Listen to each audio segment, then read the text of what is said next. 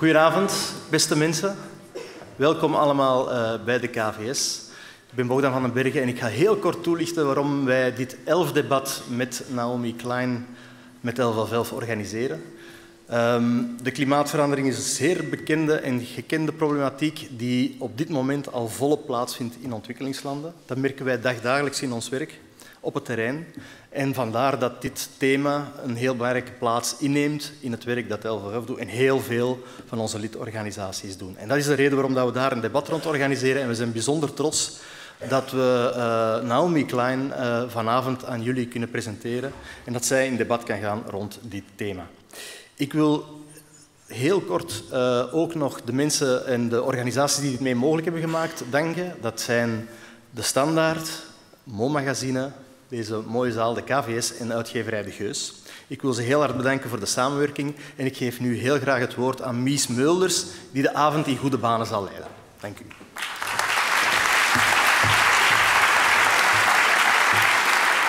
Dankjewel, Bogdan. De eerste keer dat wij elkaar ooit een hand geschud hebben was bij Sing for the Climate. In september 2012 was dat. En kijk, vandaag, Bogdan, is het eigenlijk ook weer dankzij het klimaat dat we een stukje hier het podium delen. Het is misschien ook wel eens een interessante insteek voor een onderzoeksjournaliste. Hoe het klimaat mensen bij elkaar brengt. Of liever hoe de betrokkenheid, de bezorgdheid en bewustwording mensen bij elkaar brengt. Zoals u hier allemaal tezamen bent gekomen in deze prachtige zaal. Of thuis de mensen die livestreaming hebben gekozen om deze avond mee te volgen. Welkom op deze boeiende avond met bestselling author en inspirerend boegbeeld Naomi Klein. Eerst en vooral een paar praktische mededelingen hebben ze mij gevraagd. Voor iedereen die graag de Nederlandse vertaling hoort. U heeft tekst en uitleg gekregen, mocht u dat gemist hebben. Het kabeltje moet eerst ingestoken worden, dan pas mag u de powerknop aanswitchen. Ja, pas op, men heeft mij gezegd van het is toch belangrijk om even te herhalen. Dan drukt u nummer 1 en dan, voor wie wil, kan het volume luider of zachter gezet worden met het knopje aan de zijkant. Tot zover deze praktische mededeling. Dan de volgende. Mensen vinden het tegenwoordig heel erg prettig om te weten waar u precies uithangt. Dus alsjeblieft, hou u niet in en neem nu nog heel even voor uw gsm op vliegtuigmodus zet die gsm vast en ga naar Twitter en doe #KleinKVS. En dan kan iedereen meegenieten van het feit dat u hier bent en zij de boot gemist hebben. Goedenavond. Betrapt u zichzelf thuis ook wel eens op het feit dat als u bijvoorbeeld naar een quiz kijkt als De Slimste Mens en er komt een onderdeel langs met logo's, dat je moeiteloos in staat bent om die één voor één te benoemen? Of als je kinderen hebt of kleinkinderen, hoe die op het angstaanjagende af deuntjes en tunes kennen van bekende merken? Wat is eigenlijk de echte impact van grote bedrijven op ons leven? Hoe vrijdenkend en onafhankelijk zijn wij werkelijk? En is dat zo? Of is dat iets wat wij onszelf graag wijsmaken? Hoe groot is eigenlijk de plek die multinationals in het collectieve bewustzijn innemen? Mevrouw Klein die wilde niet alleen de resultaten van haar journalistieke onderzoekswerk met ons delen in haar eerste boek No Logo. Nee, ze wilde ons ook aanzetten tot actie, tot beweging en tot verandering. Dus het is misschien wel een heel interessant iets om de uitspraak no pain, no gain te veranderen naar no change, no gain. De volgende klets die mevrouw Klein ons uitdeelde om onze oren, dat was er eentje om ons wakker te schudden in verband met het zogenaamde rampenkapitalisme.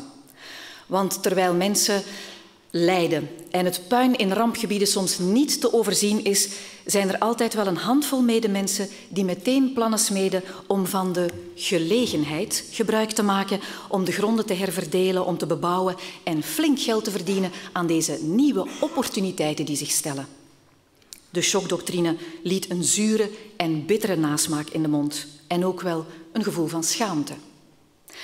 In haar meest recente boek, No Time, verander nu voor het klimaat alles verandert, doorprikt mevrouw Klein dan weer de mythes rond het klimaatdebat. Ze zegt daarin, klimaatsverandering is niet zomaar een ramp, het is eigenlijk tegelijkertijd ook meteen onze beste kans om een betere wereld te bouwen en te eisen. Dat impliceert wel dat we alles anders zullen moeten doen dan we gewoon zijn, zegt ze nog. En zij noemt dit een ongemakkelijke waarheid. En dan zijn we terug aanbeland bij die verandering, die change, die in al haar boeken ter sprake komt. We kunnen er niet rond, maar we kunnen wel kiezen of we zelf die verandering meemaken en of we constructief en bewust kiezen om hier aan deel te nemen, of we kunnen gewoon afwachten tot we niet anders kunnen dan mee te gaan in de verandering die zich aandient. Voor de mensensoort, waarvan er nogal veel gewoontebeestjes zijn, is verandering het ergste of het meest uitdagende wat er kan zijn. Het is dat grote onbekende en het is datgene wat ons wegbrengt uit onze comfortzone. En de meeste mensen zijn wel voor verandering, zolang u verandert, die ander of de buren. En zolang er misschien een handleiding bestaat die zegt dat het pijnloos zal zijn en dat je uitkomt op een betere plek en dat het ook instant kan gebeuren. 100.001 vragen stellen bange en minder bange mensen zich als het gaat over verandering. Maar dan is het goede nieuws waarmee ik deze avond mag beginnen, dat u wellicht heel veel antwoorden zal kunnen krijgen na dit filmpje van mevrouw Naomi Klein.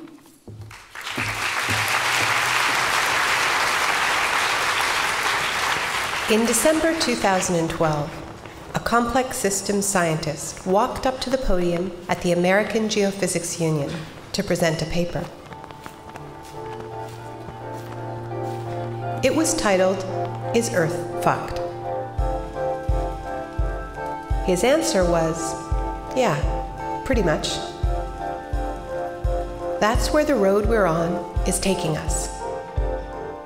But that has less to do with carbon than it does with capitalism. Our economic model is at war with life on Earth. We can't change the laws of nature, but we can change our broken economy.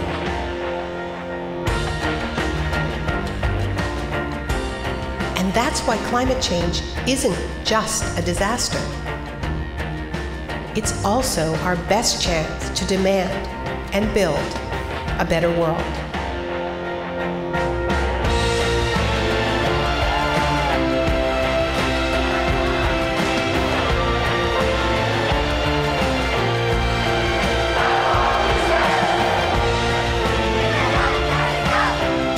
Change or be changed. But make no mistake, this changes everything.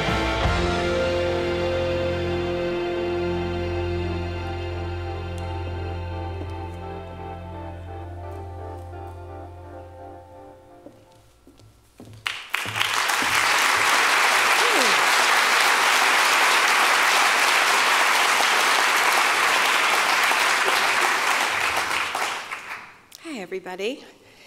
Welcome. I'm so happy to be here. I want to thank everybody at the theater for hosting us this evening. I'm not taking a call. I'm putting on my timer so that I don't talk for too long, because I want to have lots of time for questions and discussion.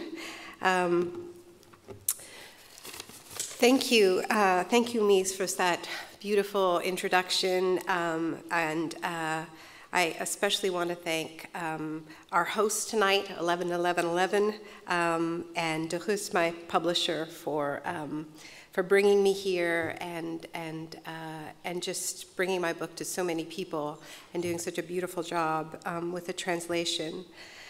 That trailer you saw is actually, all that footage comes from a documentary film that we have been making alongside the writing of the book. It's directed by my husband, Avi Lewis. We made a film a few years ago about Argentina's occupied factories that some of you may have seen, called The Take or La Toma.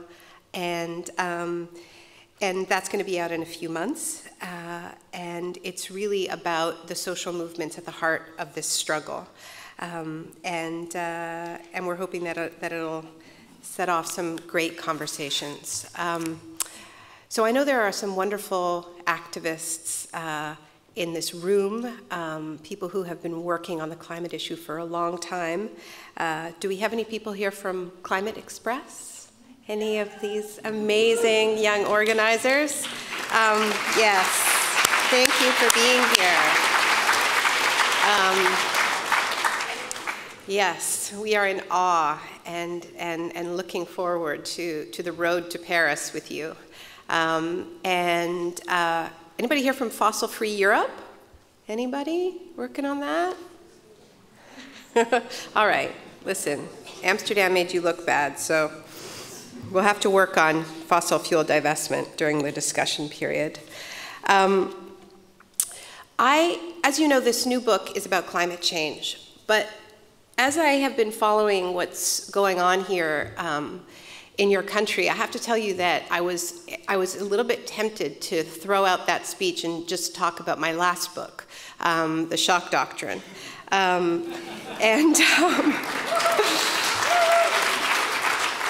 Yeah, so some of you know that the thesis of that book is that the story that we have been told about how we ended up with this brutal form of capitalism, what Joseph Stiglitz called market fundamentalism, is not a happy story of democracy and free markets going hand in hand, as we have been told. That story was a fairy tale. And if we look at how this deeply unpopular ideology advanced, overwhelmingly it was on the backs of shocks and often accompanied by violence and repression. So the story I tell in The Shock Doctrine is about that history of how it began in the bloody coups of Latin America in the 1970s and rode the wave of the debt shocks of the 1980s. And then as it got harder and harder, bigger shocks were needed, including wars like the invasion of Iraq. And then later they got the hang of using natural disasters like Hurricane Katrina, the Asian tsunami. And that's actually how I got interested in writing about climate change, was writing about how these twin crises, this system that is so prone to shocks, both economic shocks and ecological shocks, because it is so unstable, and the shocks are coming faster because of climate change, is creating a future in which we become ever more unequal after each one of these blasts. And a year after the Shock Doctrine came out, the Shock Doctrine came out in 2007, 2008, Wall Street melted down, and we started to see it again. Now, when I published The Shock Doctrine, we made a little film to go with it. It was a really lovely piece that was directed by the wonderful Mexican filmmaker called Alfonso Cuarón. Maybe you know his little film called Gravity. He's gone quite big since making the trailer for The Shock Doctrine. And Alfonso chose this slogan. We chose this together for the trailer, if you want to look it up. And it was, "Information is shock resistance, arm yourselves." And, you know, it was quite an arrogant little idea, right? You know, you'll read the book, and then you'll know what they're doing, and then you'll be able to resist. And then there'll be no more shock doctrine. So needless to say, didn't work out that way. So it turns out that just knowing that this is happening, and that it's been happening for 40 years, and that it's a very well-developed strategy, being able to name it and resist it isn't enough. And I have to tell you, this was kind of a shock to me. And after the crisis happened in 2008, I spent a long time, you know, talking to rooms like this one about, okay, this is the tactic, this is what they're going to do. Right now, there's a huge transfer of public money into private hands to bail out the banks. But pretty soon, the bill's going to come due. And we are going to be asked to pay this bill in the form of cuts to our healthcare and education, and social services, pensions. And we have to resist that tactic. We have to know that this is coming. And we knew, not because I told people. It was so obvious. It was so obvious. And, you know, from the streets of Athens to Occupy Wall Street, we chanted, "We will not pay for your crisis." And we occupied the parks and the squares, and we refused to leave. And we won some battles. You know, I think there are cases where things would have been even worse if we hadn't resisted. But we also have to admit that though we fought hard and bravely, we didn't win. We didn't win, even though we named it, even though we resisted. And, you know, we can talk about why. A lot of it had to do with the force of state repression that people faced. But that, I don't think, explains the whole story. And I think this is worth talking about here in Belgium because, you know, for whatever strange reason, you're getting hit with a pretty heavy dose of the shock doctrine about 3 years later than most of the world. So you can learn from our mistakes. And I think that one of the lessons that we have learned the hard way is that it isn't enough to say no. It is not enough to simply say no to that program, no matter how brutal.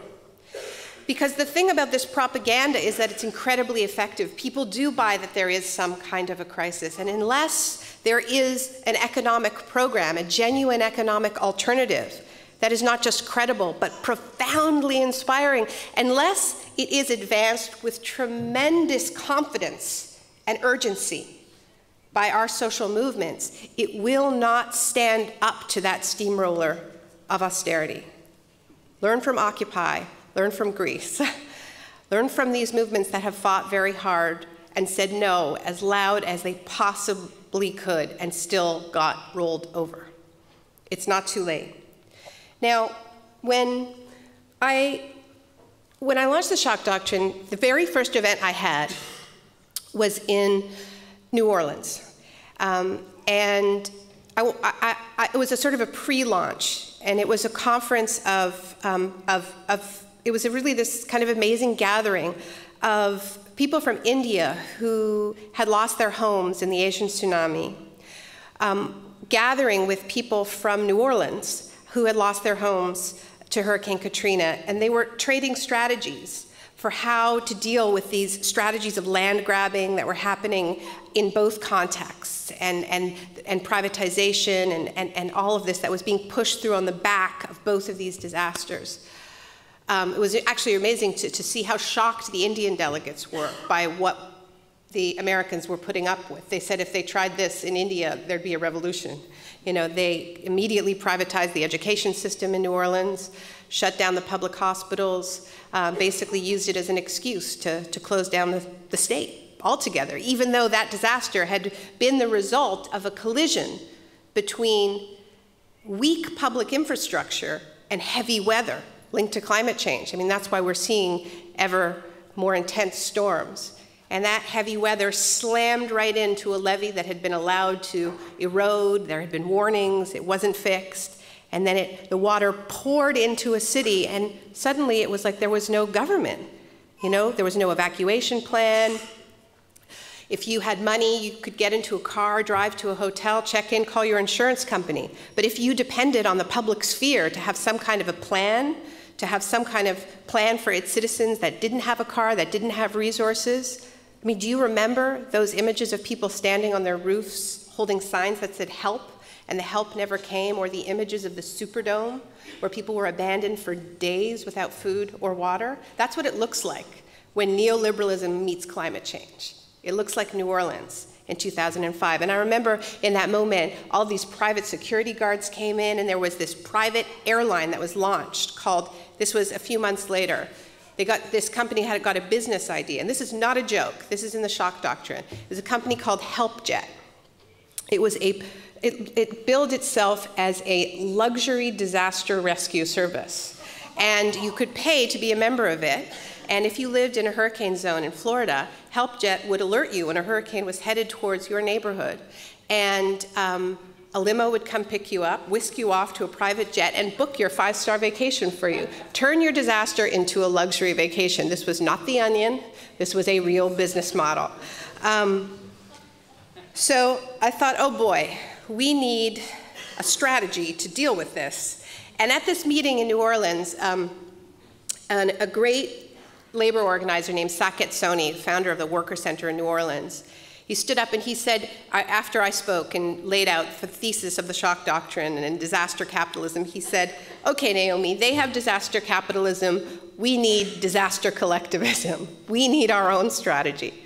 And that's really stayed with me, because the question that came up most when I was talking to people about the shock doctrine was, what is our plan in the midst? How do we respond to crisis? Because the argument I made in the shock doctrine was never that we should ignore disasters, that we should not respond decisively to crisis.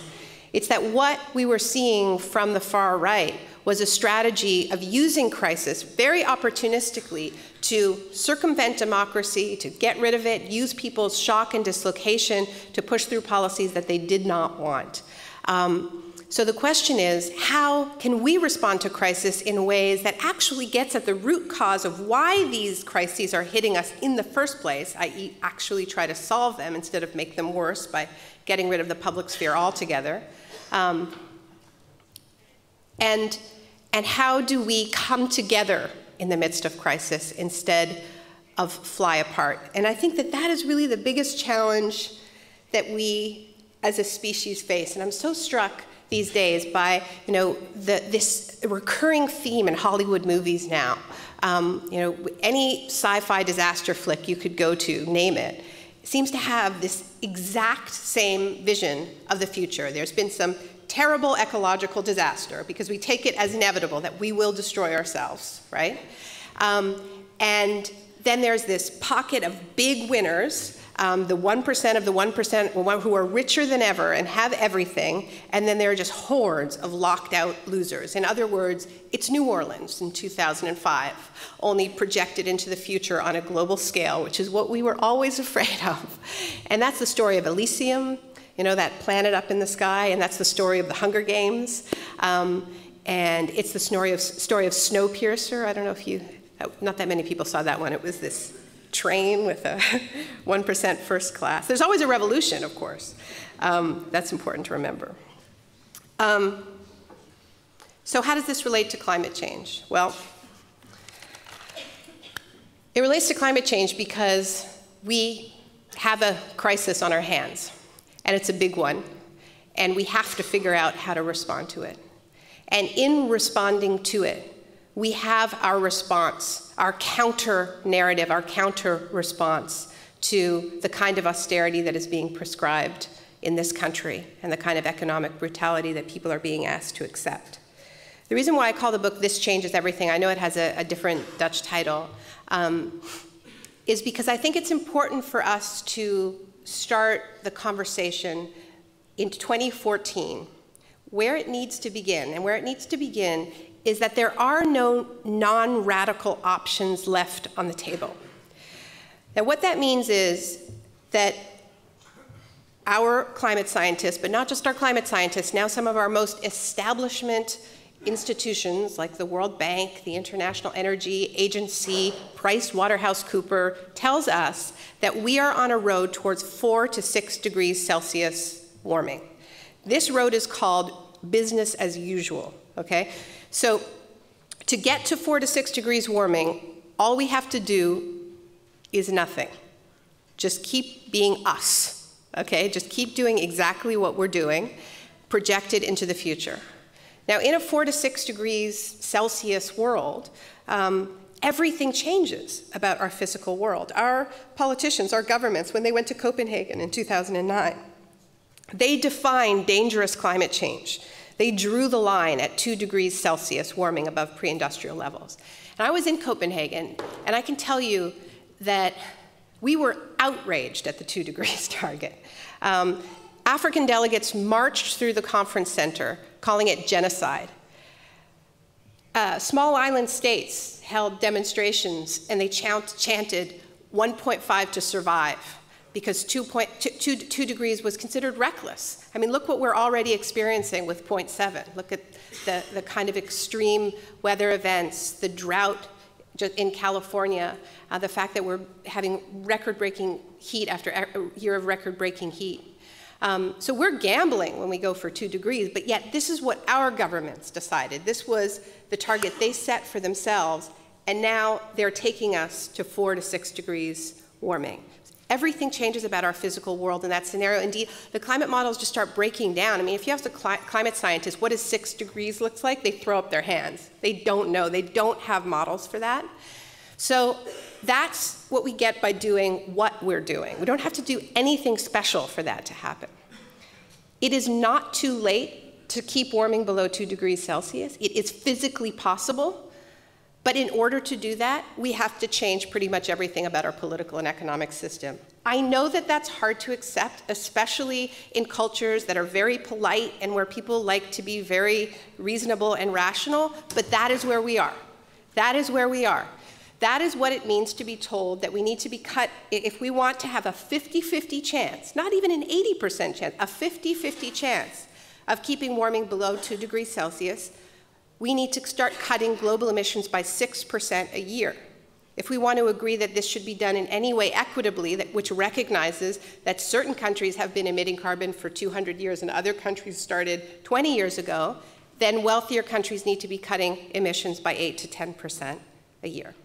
So, what does this have to do with what's going on here and the fight against austerity? Well, if you take this on board, if you take it into your heart, if you believe that it is real, if you let yourself feel the terror, because I understand that what I'm saying is really upsetting, you know?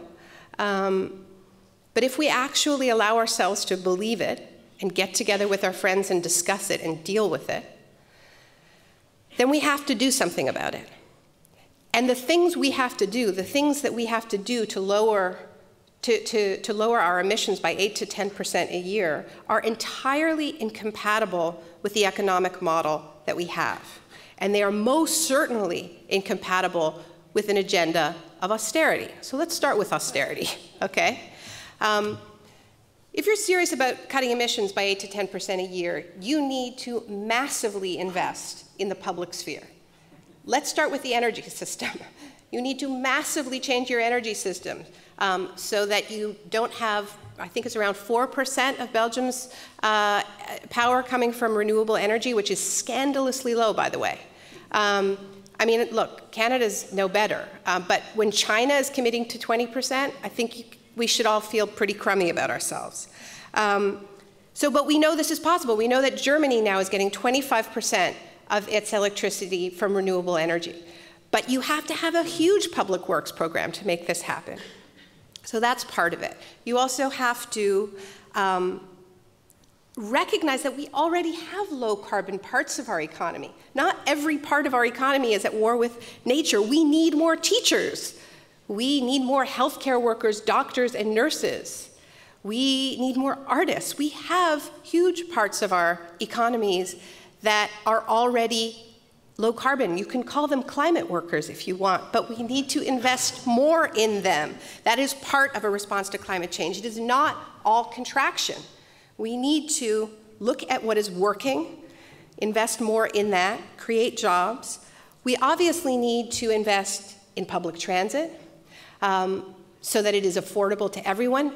We might even decide to make it free, as they are demanding in Brazil and Los Angeles. There are movements calling for free public transit. They're calling for free public transit in the name of economic and racial justice, but they may as well also call for it in the name of the environment, in the name of climate, because the centerpiece of any just transition, of any real transition, is going to be reimagining the way we think about how we move around. So keep that in mind as you're trying to defend your public rail system, that this is not just a fight for the public sector. This is not just a fight for those jobs. It is also a fight for the planet. It might help you win the argument. That could be useful. Who knows? There are jobs. When you invest in public transit, renewable energy, energy efficiency, you create 7 to 8 times as many jobs as you create when you invest that money in oil and gas. Germany has created 400,000 jobs as part of its renewable energy transition.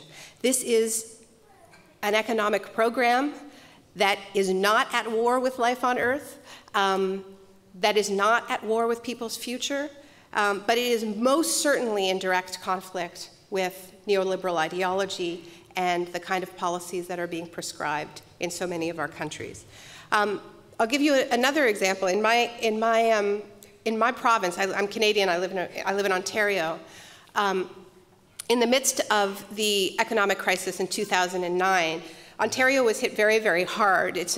Ontario is a province with a big manufacturing sector, and we were hit for two reasons. One, we were hit because the way our government has been trying to keep us out of economic crisis is by digging up the Alberta tar sands, one of the dirtiest fuel sources on the planet. Tar sands oil is 3 to 4 times more greenhouse gas intensive than conventional oil, and we are digging it up at an incredible rate. And because we're digging it up so fast, the Canadian dollar has gone higher and higher, and we have this bubble, and this has made the manufacturing sector pretty much collapse in places like Ontario. Then on top of that, we got hit with the financial crisis, and the big 3 automakers went bankrupt. So we had this jobs collapse in Ontario, and our government had, I think, a very good idea, and believe me, I don't praise them very often, but the Ontario government, not the federal government, had an idea that, well, we have a jobs crisis, and we also have this climate crisis. Why don't we put the two together? And they passed a green energy program with the highest emission targets in North America. It was praised by everyone. It had, we were going to be getting off coal very, very quickly. They wanted to be off coal by 2014, and in truth, we're almost there. But there was another piece of it, and this was how the labor unions were brought on side, which was that there was a requirement that 40 to 60% of all of the solar panels and wind turbines that would be part of this transition had to be made in Ontario in order to take advantage of the feed-in tariff program that was part of it. It worked. 31,000 jobs were created in Ontario. In the book, I profile this one factory that's sort of this perfect kind of poster child for what it means to have a just transition.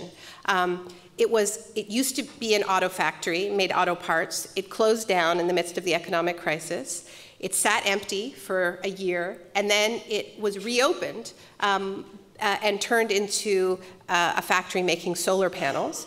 Not only that, but many of its workers were former auto workers, and they were delighted to, and gave very moving interviews to the press about how their kids were so proud of them for the first time, that they were actually part of building a better future for them, and they'd never felt that before while they were making SUVs and minivans.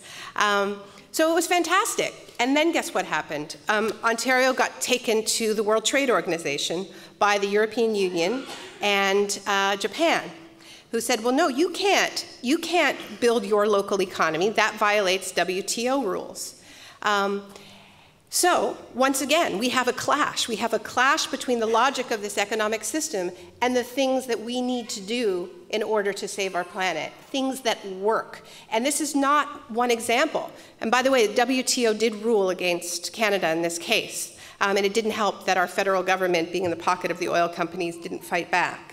But we've seen the US challenge China's subsidies for its renewable sector, challenge India's sector, India threatened retaliation, and it's just surreal because, you look at what goes on at climate summits and all these governments are pointing fingers at each other. No, you're not ambitious enough. No, you're not ambitious enough. And then you look at the trade arena and they're all running to the WTO trying to knock down each other's windmills at the precise moment when we need our policymakers to have their hands free to put forward the boldest policies possible. And I think this is extremely relevant in this moment when all kinds of new free trade deals are being pushed. You have seen directly this conflict between a free trade agenda and responsible climate policies in the way my country, Canada, has lobbied so aggressively against fuel standards in Europe that would have made it difficult for tar sands oil to come here and be refined in your backyard. And using trade as a kind of a bludgeon. So those are just a couple of examples of how we cannot do the things that we must do to respond to climate change within the asphyxiating confines of the ideology in which we find ourselves. So there's a couple things that we could do in the face of that. We could get really, really depressed and go, wow, we're really even more screwed than I thought. climate change was hard enough. Now it's about changing capitalism. Or we could notice that it's not as if this economic system that the only problem with it is the problem of rising sea levels. It's that this economic system isn't working for the vast majority of people, and many of us have been working very, very hard to try to change that system and have encountered blockade after blockade. So the question is, and I don't know the answer, but this is the thesis of the book, and I'm trying to lay out a kind of a roadmap, that climate change could be the catalyst, that it could bring that sense of urgency, and also the deadline, right? We are on a science-based deadline here. We are the kid who's asked for extension after extension after extension, and we're just out of time, right? And I think deadlines can be helpful myself. I'm a writer. You know, this book is very long. It took me 5 years to write, but I'll tell you, I wrote 80% of it in the last, 4 months before the deadline. And I think we spend a lot of time looking away from climate change, and sometimes this gets called apathy. I don't believe it. I don't believe we are indifferent about the future of our planet and the future for our kids. I don't think it's possible to be indifferent about something like that. I think it's possible to be so terrified that we look away. We're all climate deniers in some form or another. It's not just, those sort of extreme Republicans that people like to laugh at. We are all climate change deniers. And I think we exert a tremendous amount of emotional energy just stuffing this away and even not thinking about it because it is so difficult. And I think part of the reason why we look away is not because we can't handle the reality, but because we don't see a path forward.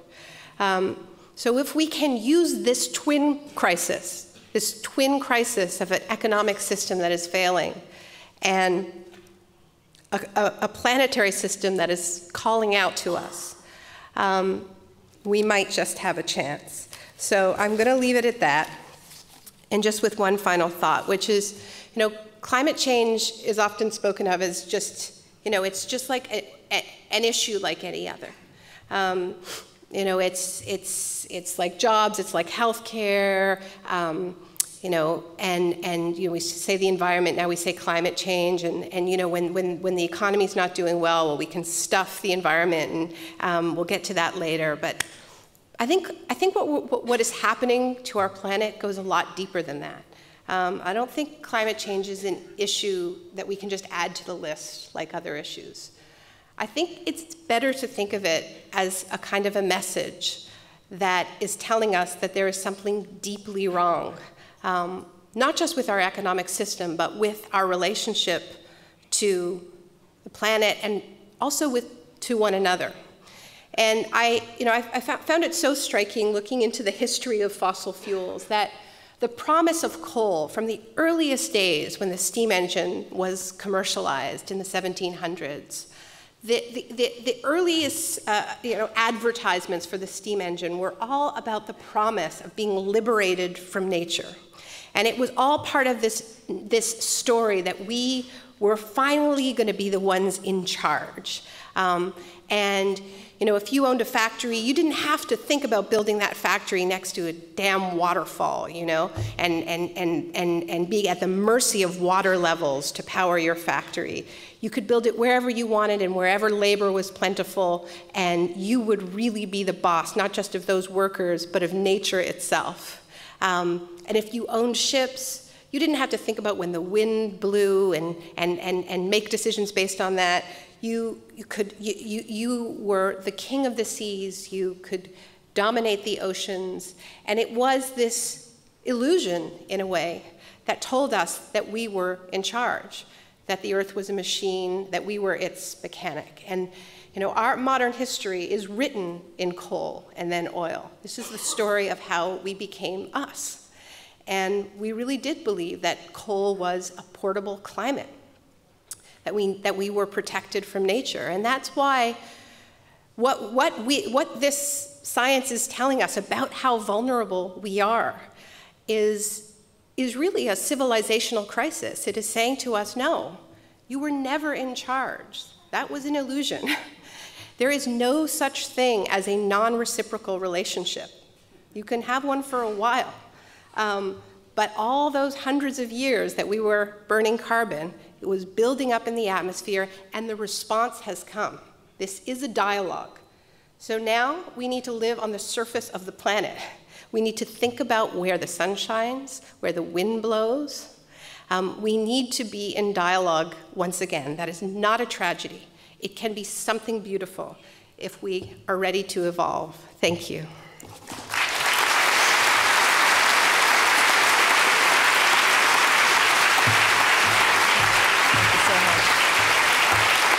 Thank you so much, Naomi. En voor al diegenen die nu zoiets hebben van oh verdorie, ik heb een vraag voor haar. Hou u nog eventjes in. Straks krijgt u de gelegenheid. Niet met z'n allen, dat kan ik niet beloven. Maar een paar vragen komen er zeker aan bod. Maar om de vragenronde goed van start te laten gaan, hebben wij ook een professionele vragensteller uitgenodigd. Dames en heren, mag ik u voorstellen alsjeblieft aan de hoofdredacteur van De Standaard, Karel Verhoeven.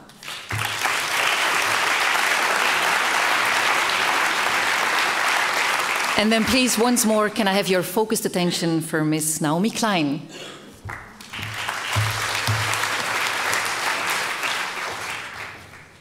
Dames en heren, goedenavond. Naomi Klein, delighted to have you here. Your book is all about active resistance. Now, crucial to resistance is knowing exactly what you resist, because you can only fight and transform what you truly understand. And there you have a radical hypothesis, which is that we've been looking at the wrong problem or the wrong phenomenon. We thought carbon was the ultimate problem, whereas carbon is only the sign of a system. And also that system is only the sign of a philosophy, of an attitude, and we can only survive crisis, this ultimate crisis, when we change our relationship to Earth. Now, I would like to talk to you about two things. First of all, your analysis of the system, and secondly, your idea of a way out. I would like to dive into your analysis of capitalism by reading you one sentence that appeared last week in the New York Times. When United States and China signed this climate agreement, and there was this analysis in the New York Times that said this was historic, and there was this one sentence, which is a sentence we read every day. It reads, China is interested in pursuing economic growth fueled by low carbon energy, if that energy can be obtained cheaply. Now we all think, there's our solution. We have no problem. Yeah. You would disagree? Yeah, I mean, the tricky thing about having waited as long as we have, right, is that there is this thing that there's a great climate scientist named Michael Mann. He wrote. He's the guy who made the hockey stick graph that always gets attacked by climate change deniers. That's his graph, and he works at Penn State, and he talks about the procrastination penalty, right? And the procrastination penalty is you know, if you wait 2.5 decades before you start cutting emissions and indeed let them increase by 61%, which is what we've done since our governments started negotiating to reduce emissions, then what you need to do to avoid catastrophic warming is different, right? And so that's why I keep stressing these numbers, 8 to 10 degrees. And you know, these are numbers that come from the Tyndall Institute on Climate Change Research in Manchester, and specifically Kevin Anderson and Alice Bowes, who are really the world's leading experts on emission reductions right now. And you know, nobody argues with their numbers. They often change the subject from their numbers. Because here's the thing. There is no historical precedent for that level of emission reduction outside of an economic crisis, outside of a profound economic crisis. The only time it's happened is when the Soviet Union collapsed, when Wall Street collapsed, and during the Great Depression. Okay? Now it's important to know that the planet likes it when both industrial socialism and capitalism collapses. It's not just a left-right thing. But the point is that this is a lot, right? And so it doesn't mean that, that deal with China, it's not nothing, it is something, right? But it's nowhere near getting us to 8 to 10 degrees, right?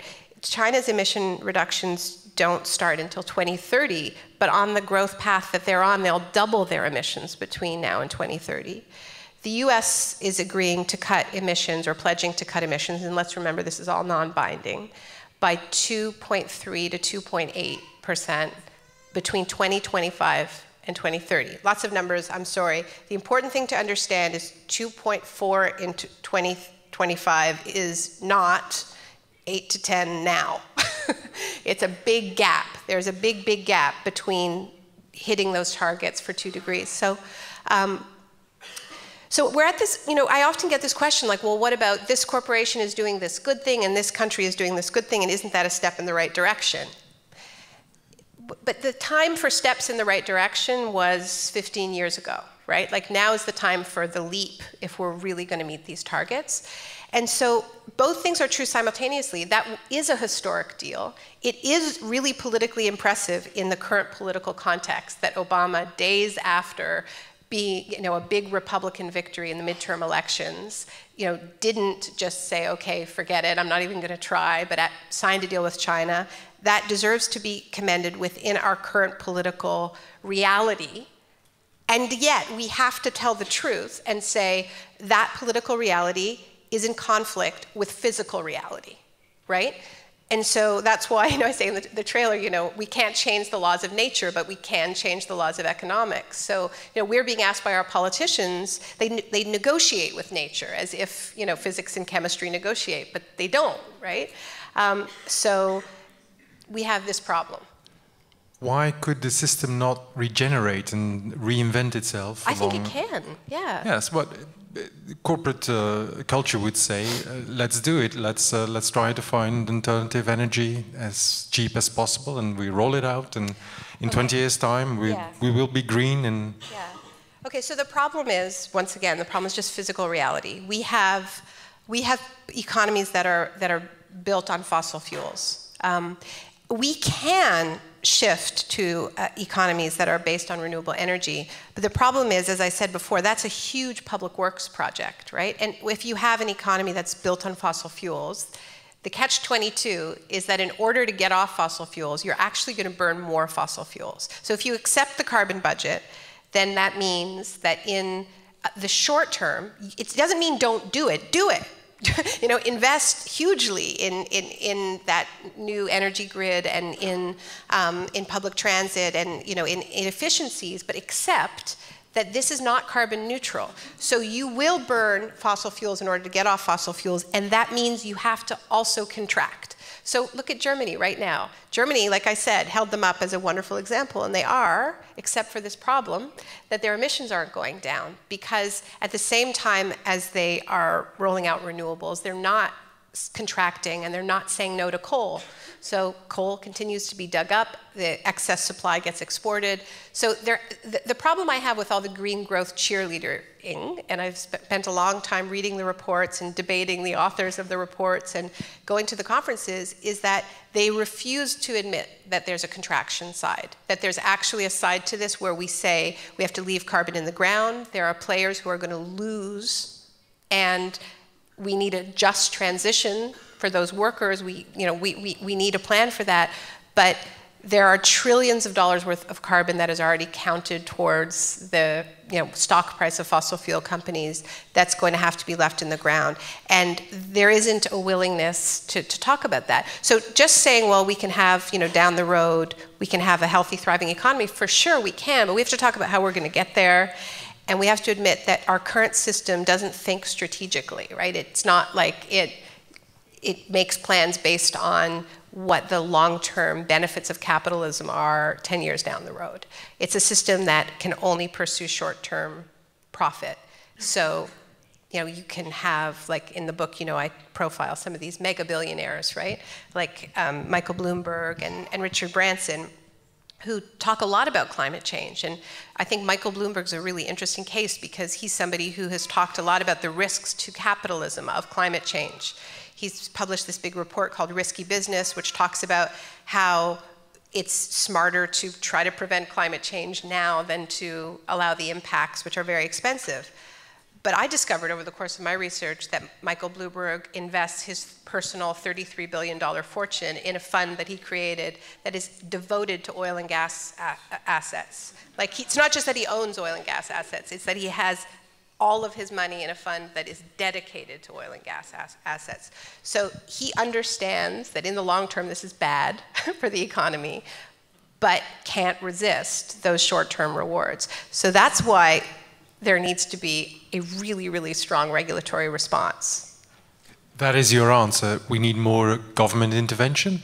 We need more regulation. We need to... Yeah, I mean, I think that there needs to be a huge regulation of polluters, yeah. And I think, for instance, the fact that in Europe you've left this to an emission trading scheme, which is, which was sold as we're going to leave this to capitalism, capitalism will adapt, we will have the right incentives in place, and look at the results of that. So I feel like we have been trying to solve this problem within the confines of this system, and the track record is such that we actually really need a new strategy, and it needs to be an emergency strategy. Now, who will initiate this strategy? Because the overall is huge, and you say the current system will not survive. Yeah. From time to time, I was wondering whether you're not... I would do Naomi Klein reading of your book and say that you need a shock doctrine to change the system. You need a huge crisis. Then you need institutions, the green equivalent of the IMF or the World Bank. You need to roll in and change all these powers that are now and that are holding control. And I was wondering, can you do it democratically if you have to do it in such a short time? Well, I mean, like, who would be the leaders that would do it undemocratically at this point? And I mean, part of my fear in this is that if there isn't a popular response, if this isn't driven from below, from social movements, and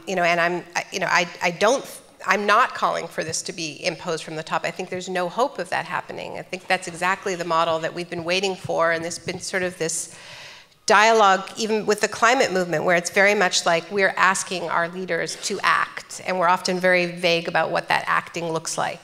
Just act, please, tick, tick, tick, time is up. And I think what I'm talking about is that we need a massive social mobilization that maps out what a just transition looks like, but is bounded by what our climate scientists are telling us. It's not that we can do anything. We have to, what we do has to meet these targets. So, we're not reinventing the economy from scratch. We need to design a just transition that will get our emissions down by 8 to 10% a year in time. Those are the parameters. We're on a deadline. And then we need to demand it because our politicians are not going to be delivering it. And I think the idea of waiting for things to get worse, waiting for disasters to shock us is an absolutely terrible idea. I think it's a terrible idea scientifically in the sense that the nature of climate change is that by the time it gets sort of apocalyptic, it is too late. That means we've started, we've set off tipping points, and it's way better to start earlier. It's better to start now. But also that I think we don't respond well in moments of true panic. I think that model is a recipe for undemocratic responses to climate change, what some people have called green fascism, where it's just in the name of responding to crisis, anything goes. And one of the things I spend a lot of time on in the book, as you know, is geoengineering, these supposed, some people call it planet hacking, but these so-called techno fixes to climate change. The idea that we can spray sulfur into the stratosphere and imitate a volcano, and it probably would work to spray sulfur in the stratosphere. It would reflect the sun's rays, and things would get cooler. The problem is there's also historical and modeling evidence that it would very possibly interfere with Asia's summer monsoons and Africa's summer monsoons, and now you're interfering with the water and food systems for billions of people on the planet. So yeah, what could possibly go wrong, right? But one could really imagine a scenario where, you know, things are starting to change so quickly that it's just kind of like a do something, try anything panic, you know, and one of these techno fixes is invoked. So I'm really scared of what would happen in a sort of panicked disaster response to climate change. I think it's a way better idea for us to, you know, look at what is happening now. I think it's enough of a shock, you know. I think it is actually enough of a shock to read the IPCC report.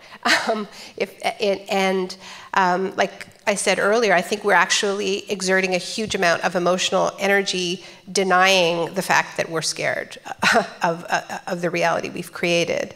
And we deny because we don't see a way out.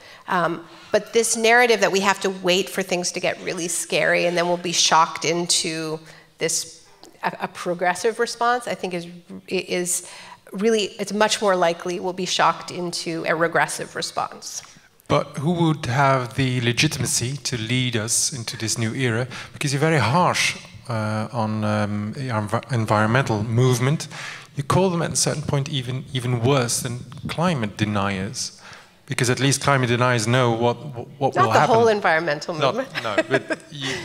No, I mean, look, you know, I explore different kinds of climate denial, and I think we, as I said, we're all climate deniers, but I do think that there's a big problem within the environmental movement, particularly in the US environmental movement, but not exclusively the US environmental movement, where some of the biggest green groups get a lot of money from polluters and have been systematically advancing so-called solutions that are anything but. And this has really come to a head in the United States over the fact that some of the big green groups championed natural gas as a so-called bridge fuel, and this created a context in which it was possible to market fracking as a solution to climate change. And what we have now, and it's very heartening, is a new climate movement, you know, that has emerged in recent years that is much more grassroots and is a direct response to a lot of these very damaging extractive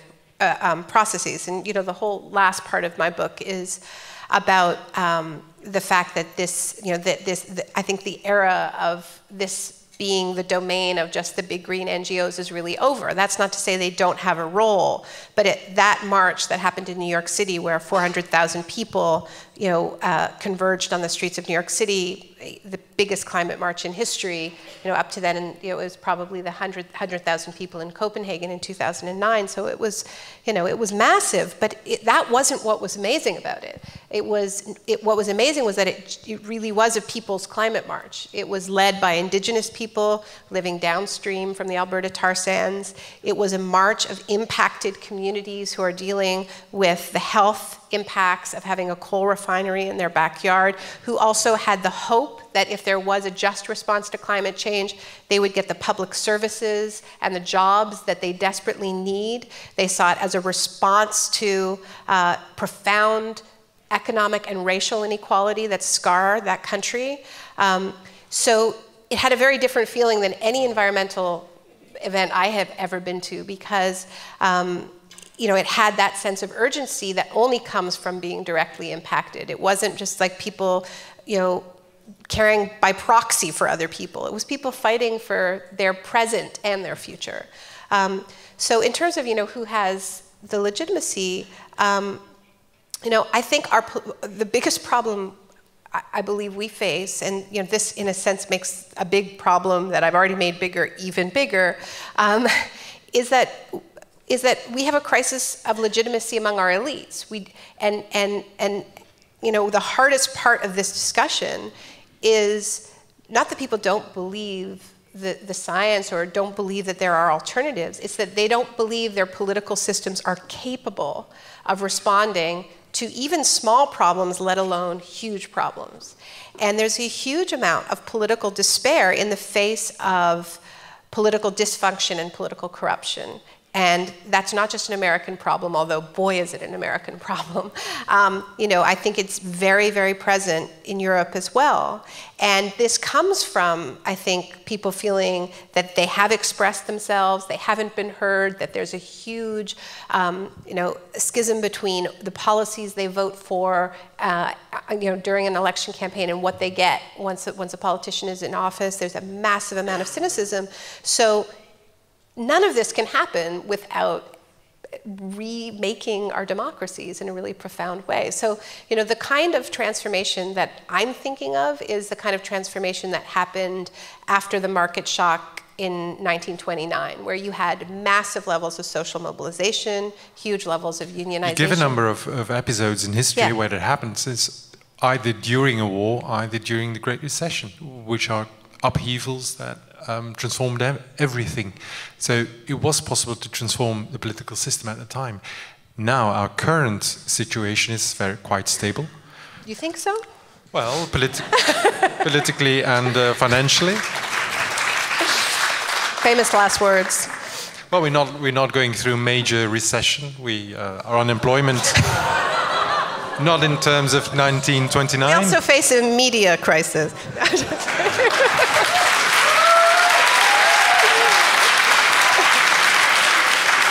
That's why I called it "This Changes Everything." I think you can hardly compare our current situation with the situation in 1915 or 1919.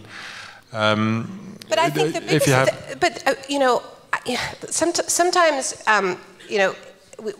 there's this overused analogy of this frog in boiling water, and environmentalists often use this where it's like, well, if you drop a frog in boiling water, it will jump, but if the water just boils and then the frog just cooks, right? If they just turn the burner on. And that is supposed to sort of explain the situation we're in right now. But I feel like actually we've tried to jump a lot, right? And after the economic crisis in 2008, there was, it was a pretty big shock, and that transfer of wealth was incredibly shocking to people. And the fact that there was no justice, that there were no prosecutions for the people behind the system, the fact that inequality has deepened even further, the impunity, the taste that is left in people's mouths. I think that's why people laugh and say, you don't think there's a crisis, because there is a crisis. And part of the crisis is that, unlike in the 1930s, when the system was responsive to people's desire for change, and the banking system regulated itself. People voted for change. People vote in Belgium for a right-wing government. How do you change that? You can't. Do you want to go against the will of the voters, or what should change? How do you tackle it? I will never pretend to understand the electoral system in this country. It's an actual problem that you have in democracy. that I will not do.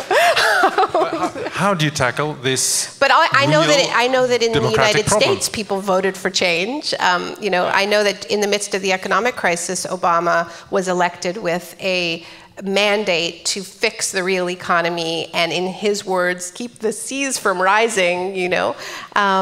He had the incredibly decisive mandate to act on climate and economic crisis, and it didn't happen. I mean, these failures, people stopped believing. And, I think what's happening with the rise of the far right in Europe is intimately connected to people's sense of hopelessness and powerlessness to change any of these big questions, and the fact that rage that had been rightly directed at their elites and at a corrupted system has been expertly redirected at the most vulnerable people in society. And this is why there's an enormous moral imperative to fight for a justice-based agenda. Because it's not just about what this system will do in allowing temperatures to increase to 4 to 6 degrees. It's about what this system will do to us in the face of the boats of refugees coming to our shores and the brutality that it brings out in our cultures. It's not just that things get hot under capitalism and climate change, it's that things get a whole lot more brutal and repressive and fortressed, and we won't like ourselves very much. Do you see any sign where this double problem of both democracy and economy is being tackled by a mass movement that is able to have the technocratic, has the technocratic ability to start changing and to start, because that is the tremendous change that we need. Yeah. Do you see you see many signs of resistance? I see many signs of resistance, I do. And where do they lead in terms of the short-term change that we absolutely need? Well, you know, I never thought that I would be holding up Germany as an example in the way that I have been doing lately. But I do believe that their energy transition is something to look at closely. Like I said, it's not perfect. You know, you know, there needs to be a whole other side of it when it comes to controlling the coal companies. But I think that what has happened in Germany is really interesting in terms of the interplay between social movements and government and left parties. You know, Germany has one of the strongest environmental movements in the world. It has for a very long time. It also has a very strong anti-nuclear movement. And you know, it's interesting that this energy transition is happening under a right-wing government. You know, not a hard-right government, but it's not a left-wing government. But Angela Merkel, for whatever... And an austerity government. An austerity government, not as brutal internally as externally, but that's another story.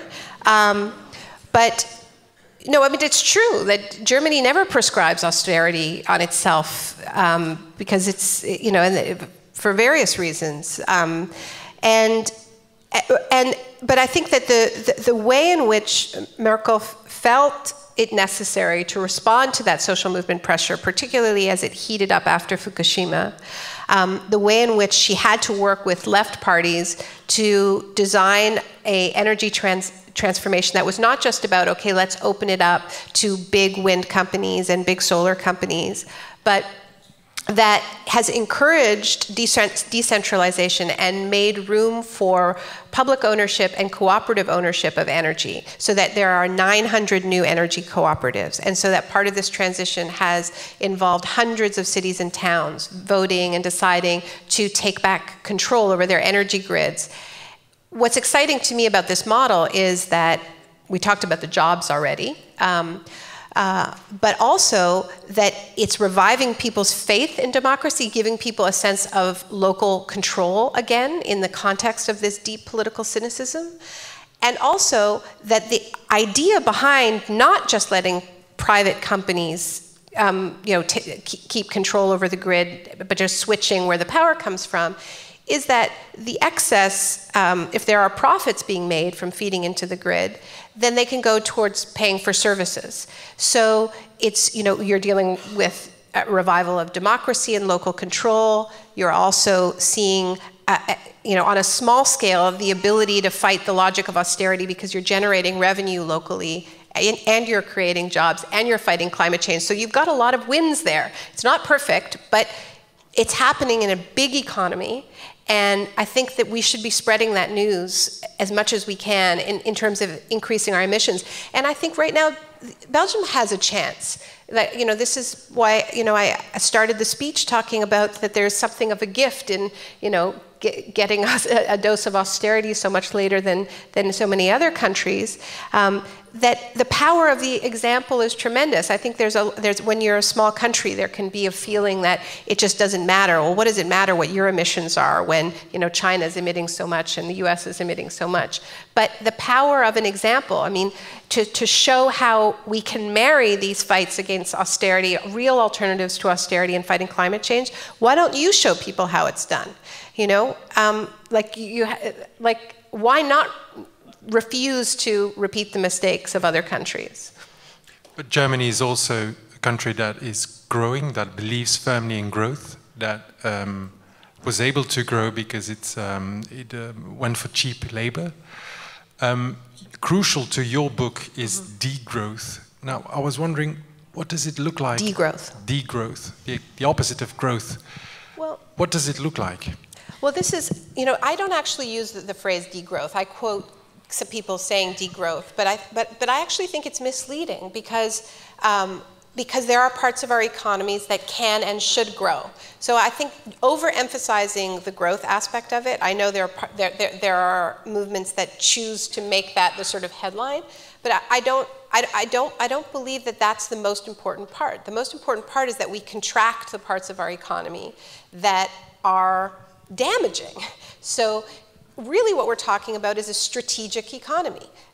There are all kinds of things that we need more of. So if we, and there are many people who do not have enough. So if we are, you know, if the goal is just to degrow, I don't see that as being a movement that is going to grow myself.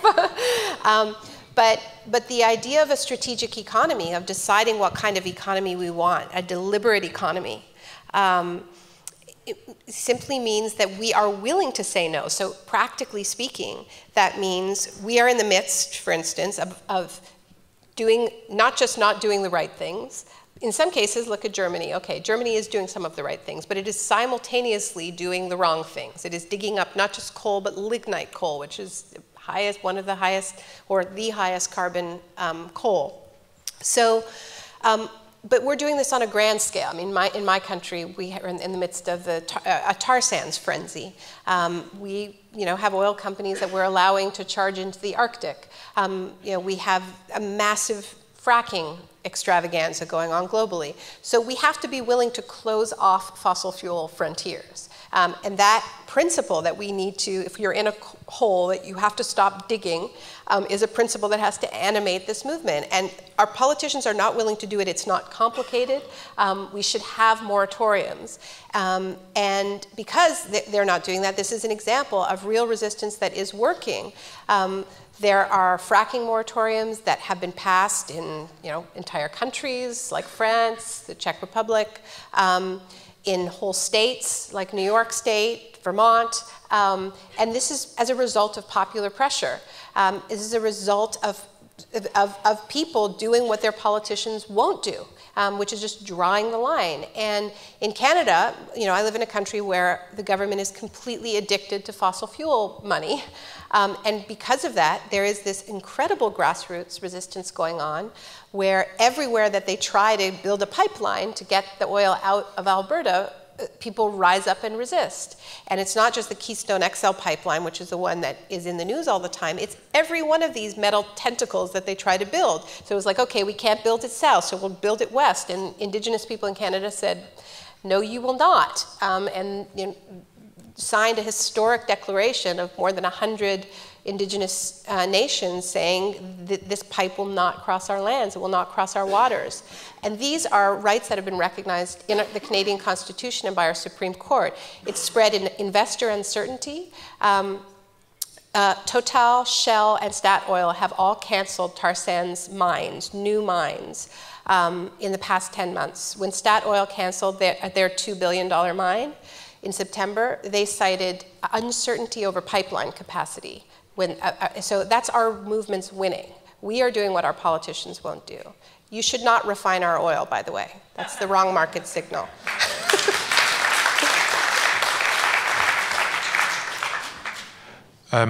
Before I give you the word or the occasion to ask a question, one final question on personal responsibility. Yeah. Where does it start? Because you say or you write that it's unfair just to ask people to, without changing the system, that they should drive less and that they should insulate their roof, as if that is going to solve the problem. So that the system would hand over all the responsibility down to the individual level. On the other hand, change starts where the individual can act. How? Could you elaborate? Yeah. No. Could you elaborate on that? Yeah. Yeah. I think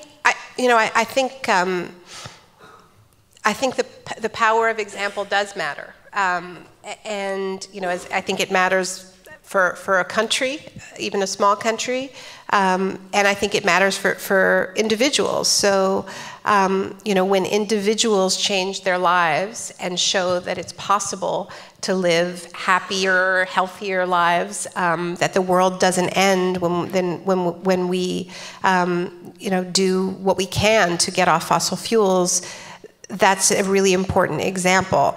But I do believe that we have overemphasized, the environmental movement has overemphasized the individual, the idea that the individual can save the world, right? And that this has been part of a kind of a capitulation to neoliberalism and market logic that was, a big part of the thesis of the book, as you know, is this idea of bad timing, that climate change hit us at the worst possible moment in our ideological evolution, that being the late 1980s.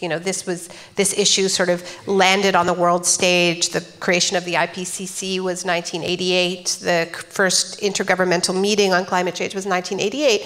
This is the year before the Berlin Wall collapsed. This is the moment when Francis Fukuyama declares history over. So, in retrospect, I can see why it seemed so impossible in the 1990s for green groups to challenge that logic. And so rather than challenge it, it was like, okay, well, if everybody's a consumer, if there's no such thing as society, then we will just address people as consumers, right? And so it was like all of these, like, here's the top 10 things that you can do to change the world, right?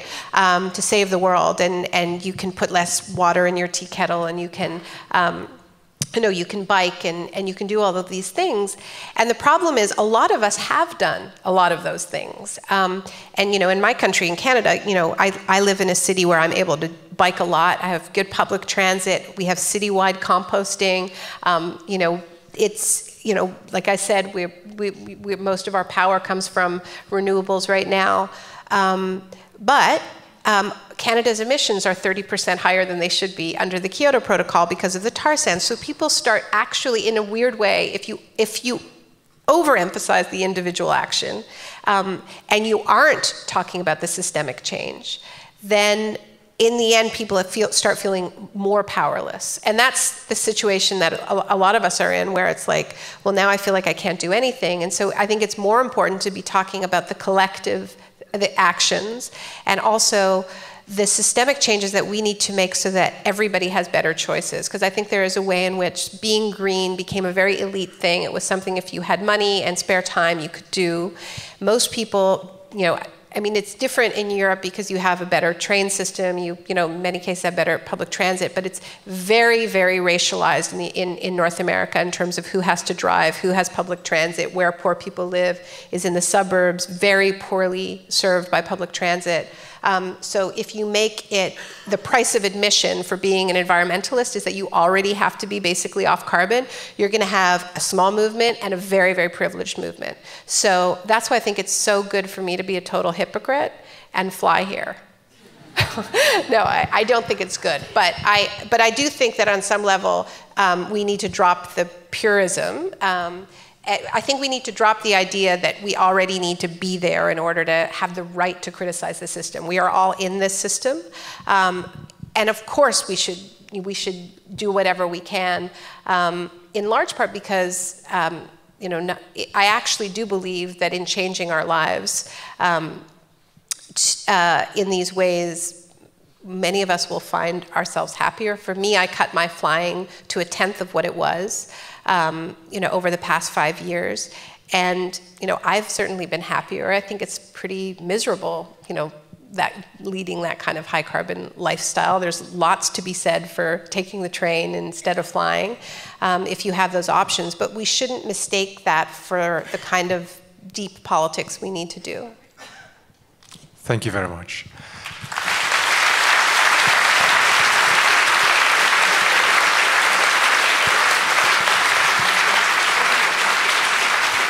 Now, questions. Let's make 30 seconds per question. To ask the question. Yes, please.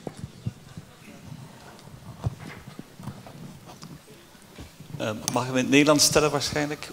Ja, of zal in Engels English proberen? Ik zal het in het Engels doen.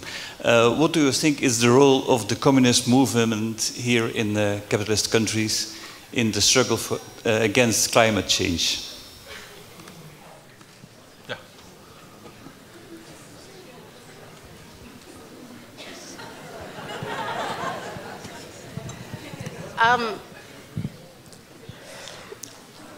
I think you should join them.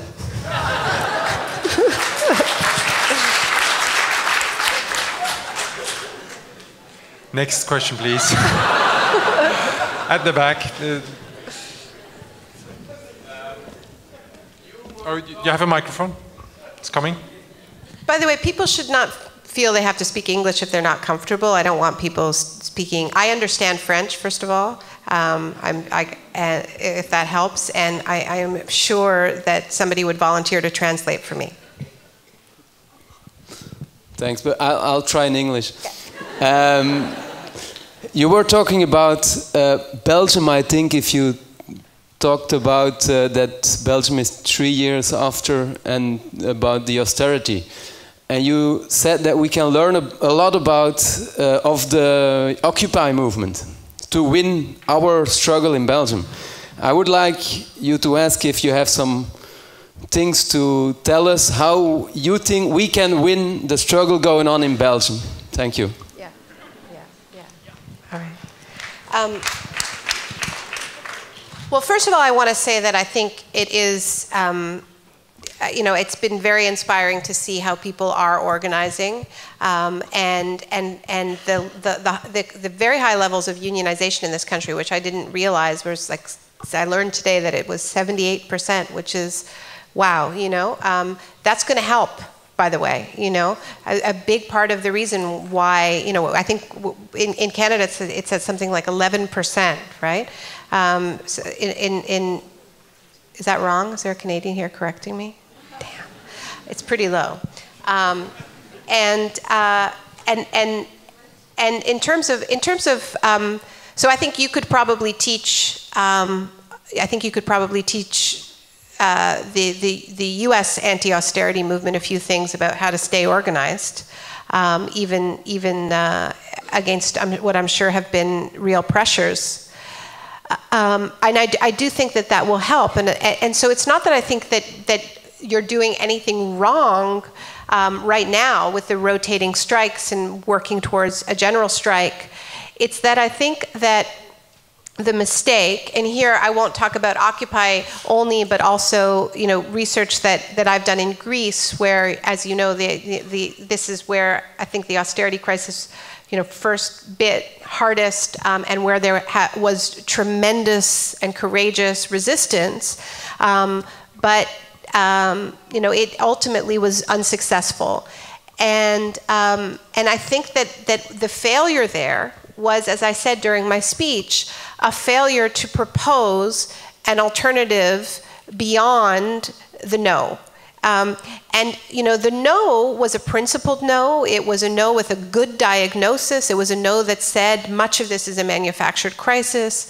But it was not a no that said, we have a vision for another kind of economy. This is where the jobs are going to come from. This is where the stability is going to come from. It wasn't a no that joined with other countries that were also facing austerity, formed a united front in the face of that. I think that these were strategies that could have perhaps worked more, but I think the really, really key one is, the essence of what this book is about, and what my talk was about, is that it really has to be transformational, and I believe that the ecological crisis needs to be married to the economic crisis. What has happened in Europe is so dramatic in the way in which the EU was leading on climate change up until 2009. This was really the only region that had ambitious emission reduction targets and ambitious renewable energy programs. And then what happened when the economic crisis hit, in almost every country except for Germany, is that along with everything else that was sacrificed, so were renewable energy programs, so was any ambition on climate. And we heard again and again, someone like David Cameron, this is a guy who was elected promising, talk about why people don't believe in democracy, elected promising he was going to be the greenest, prime minister in history. He was hugging huskies on the campaign trail. And then, you know, the next thing you know, it's like, well, there's an economic crisis. We can't afford to care about climate change anymore. You know, and you know, in Greece, they're being told that their way out of crisis is to drill for oil and gas. I know fracking is being presented as part of the solution. So it is, you know, these crises are already connected, and the environment is already one of the things being sacrificed in the name of austerity, in the name of economic crisis. It's not like I'm just trying to bring these issues together that are unconnected. They are already connected. There is already a conflict. The climate is losing. And, you know, I think it is up to the movements that are fighting austerity right now to join. I mean, we need a merger, a high-level merger here between the movements that are fighting austerity and the movements that are already fighting climate change. To me, it's amazing that there can be strikes to protect a public rail system and have climate change not be at the forefront of the discussion. I don't really understand how we can fail to make that argument. Of course you need a strong public rail system. It needs to be powered by renewable energy too. It needs to be better than it is right now. You certainly can't be losing control over it and cutting it back in the midst of a climate crisis. Why is it so hard to make these arguments in the same breath? And it, you know, like I mentioned Brazil. I mean, this ahead of the World Cup, you remember there were these huge protests and riots in Brazilian cities demanding free public transit. Those were climate demonstrators as far as I'm concerned, and I don't care if they ever mentioned climate, because having free public transit is indispensable if we're going to take climate change seriously. But we are so siloed in our movements. We've got the climate people and we've got the labor people, and yeah, there's sort of high-level alliances between the unions and the green groups, but when it comes to actually talking about what we're doing, we somehow fail to make these connections again and again. And that's why I'm saying that you can provide a model here for the rest of us for what the yes is. You are saying no loudly, but I think if we look at what hasn't worked in other countries, there's reason to believe that even saying no very, very loudly and very strongly isn't enough.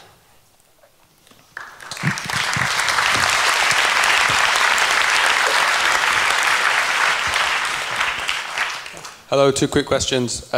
First, is it unrealistic to suggest that our standards of living would be as high after this transition, or would we actually have to be a bit more frugal and less consumerist?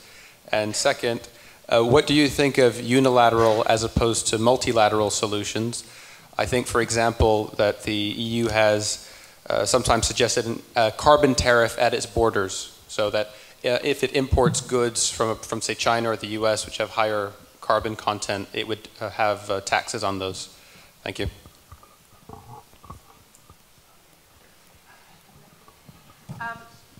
I think those are both really interesting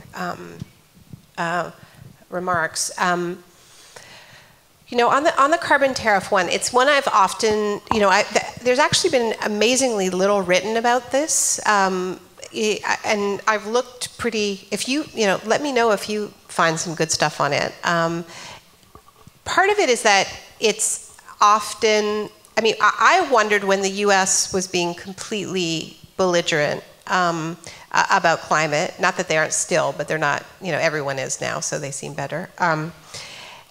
Why the whole world couldn't band together and penalize the US with trade retaliation of various kinds, you know, against its products.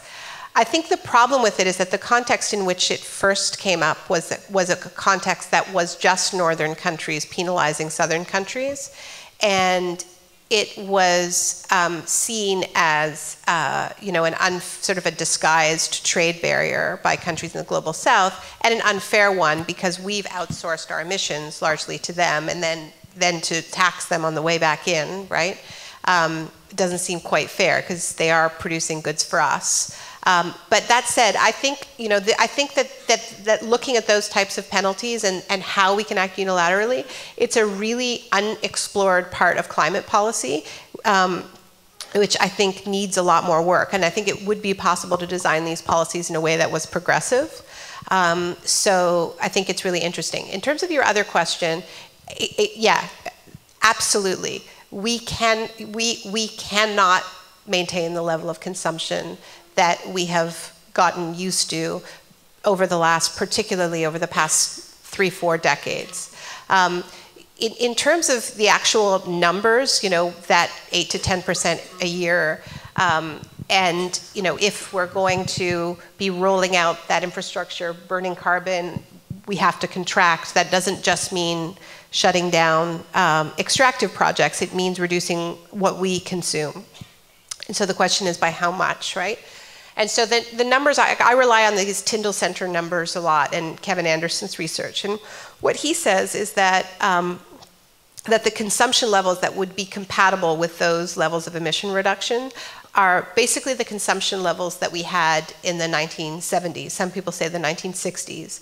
So, not the Stone Age, as is often said, right? But not, the sort of consumption as a way of life that we have right now. And I think, it is interesting when you think about this sort of tragic timing, right?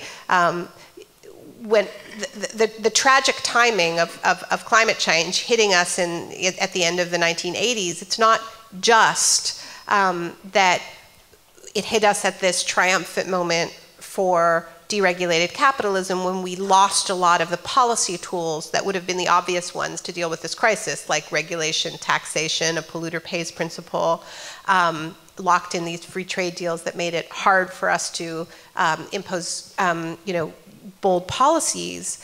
It's also that we simultaneously supersized the American dream and exported it, to every corner of the globe. We vastly increased our expectations of, what was, an acceptable and indeed a necessary level of consumption. And these are not coincidental in the sense that neoliberalism, this ideology that told us that we were only individuals and that there was something suspect about communal action and the public sphere, created a context where we shop for the things that we lack, right?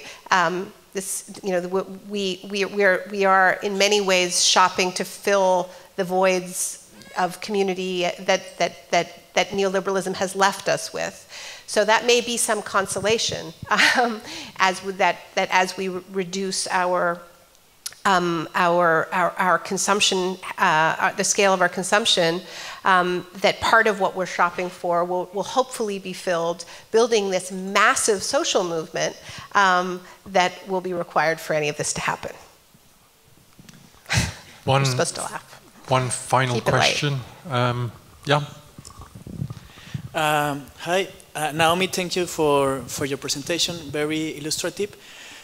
You said that collectivism was an answer for time of crisis. What happens when this collectivism, when this resistance has to face the threats of the government?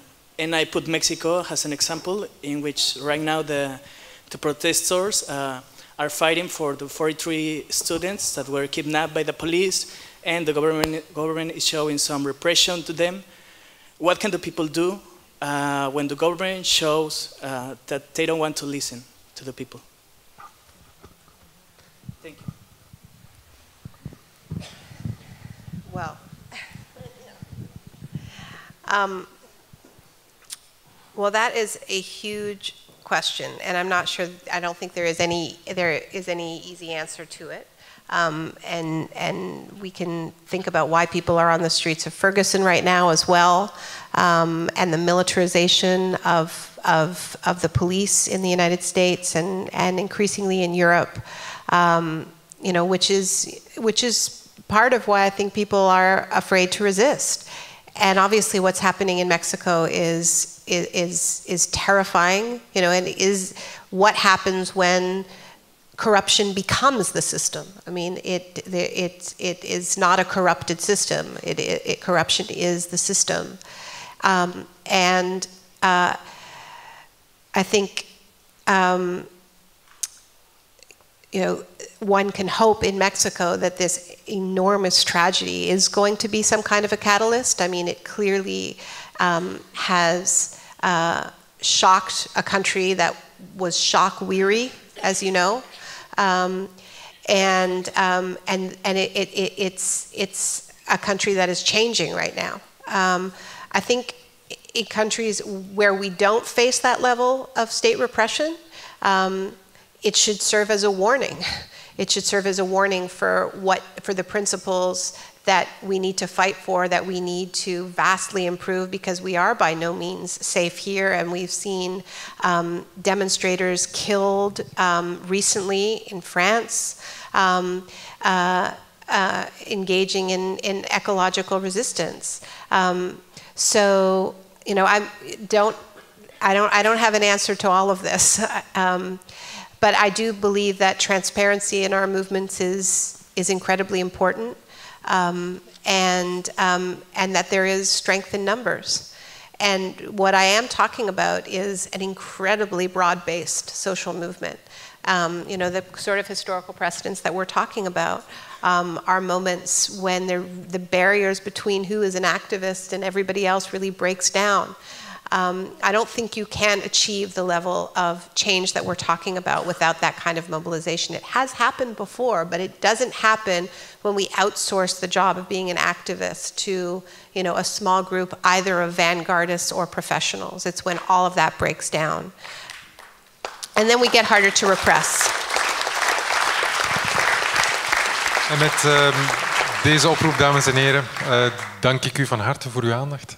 I thank you, Ms. Klein, for your wise words. Thank you so much. And there are some announcements to be made. I'll make one announcement too. I'll just, would just say that there is a website that we launched to go with this book called thischangeseverything.org. It has a blog where we're exploring a lot of these ideas, and it's, you know, the point of this project is not to lay out the 10-point plan, but to start the conversation, as I said, where I think we need to start it. Kick it off and really crowdsource as many great ideas, great examples, push the analysis further. So we have a blog, and you know, if you guys are have examples of things that work, tell us about it. Energy democracy that works, tactics that work, send it over. We also have a part of the website called Beautiful Solutions, which is just focused on examples of the kind of world that we want to build. If you ever feel down, I promise you it will cheer you up. I'm going to be signing books afterwards, and it's a little bit hard for me to chat while I'm signing books, but I have a wonderful and beautiful friend with me named Alex Kelly, wave. If you want to plug into this work that we're doing or find out more, make contact. Alex is going to be there with me. Thanks, everybody.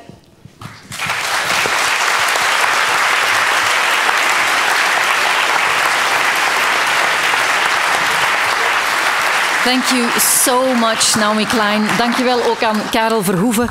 Dank je wel ook, dames en heren, hier in het publiek. En ook thuis de mensen voor de computer. Dank u voor uw luisterend oor, voor uw aanwezigheid. Dank je wel aan 11.11.11. Dank je wel de Standaard, KVS, Mo en Geus de Geus, zonder wie deze avond er gewoon niet zou geweest zijn. En zoals Naomi al zelf zei, van, u kan zometeen uw boek aankopen en of laten signeren door haar. Ze heeft geen tijd voor al uw verhalen, anders leidt het haar te diep in de nacht. Maar enkel en alleen boeken worden gesigneerd, hebben ze mij gezegd. Geen bodyparts, geen verjaardagskaarten, geen posters en zo verder enzovoort. Dus dank jullie wel voor jullie aandacht. Kom straks veilig thuis en heel graag tot een volgende keer.